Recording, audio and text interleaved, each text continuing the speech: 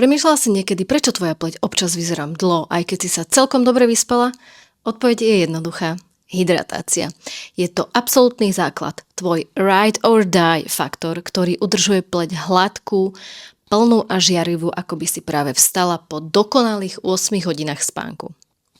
Dnes ti ukážem, prečo bez nej tvoja pleť stráca pružnosť, ako spoznať, že ti dochádza šťava a rozbijeme si aj pár mýtov, ktorým možno stále veríš. Dehydrovaná pleť nešepká, ona priam kričí, ak cítiš nepríjemné pnutie, vidíš jemné vrásky alebo sa tvoj make-up nechce pekne rozotrieť a zachytáva sa na suchých miestach. Pozor, ak máš mastnú pleť, nie si v bezpečí. Dehydratácia môže spustiť nadmernú tvorbu mazu. Tvoja tvár sa potom leskne a vo vnútri je suchá ako púšť. Ako teda udržať pleť hydratovanú počas celého dňa? Tvoja ranná rutina by ju mala doslova prebudiť. Začni s AMPM Routine Cleansing Cream Prebiotics, ktorý pleť vyčistí jemne a bez vysušenia. Potom nanes H6 Hydration Booster Serum pre hĺbkovú ochranu a hydratačný krém. Nezabudni na ochranný krém z SPF 50. Ten uzamkne jas a ochráni ťa pred slnkom. Večer, keď spíš, tvoja pleť pracuje nadčasy na svojej obnove.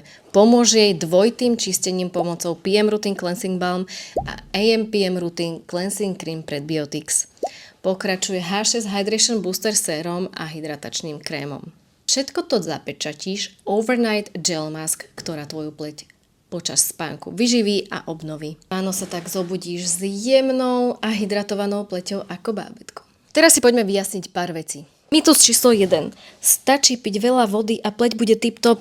No, pitie vody je super, ale tvoja pleť potrebuje hydratáciu aj zvonku, aby zostala jemná. Mýtus číslo 2. Mastná pleť nepotrebuje hydratovať. To je totálny omyl. Práve hydratácia pomôže vyrovnať tvorbu mazu. Mýtus číslo 3. Čím hutnejší krém, tým lepšie.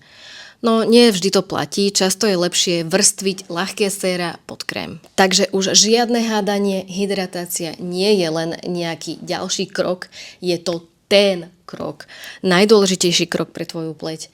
Ak ju vynecháš, tvoja pleť ti to pripomenie. Ak však zostaneš dôsledná, odmení sa ti to jasom, ktorý si zamiluješ. Daj mi vedieť do komentárov, ktorý hydratačný produkt je tvoj najobľúbenejší. Nezabudni na odber a uvidíme sa pri ďalšom videu.